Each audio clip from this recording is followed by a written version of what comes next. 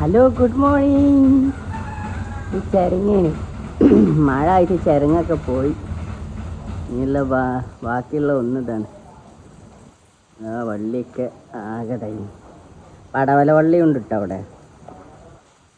പടവല വള്ളി ഉണ്ട്. ഇത് ചാക്കിലാണ് ഇതിൻ്റെ ആസ്ഥാന കേന്ദ്രം. മഴ ആയിട്ട് എന്ത് വളർത്തിട്ടാണ്ട് ഏൽക്കണില്ല. പെട്ടെന്ന് മഴ വന്നു. ഏതായാലും മഴകൾ നല്ലതൊക്കെ തന്നെയാണ്. പക്ഷേ നമ്മളതുപോലുള്ള കൃഷികൾക്ക് ഭയങ്കര നാശനഷ്ടങ്ങളുണ്ടാക്കും.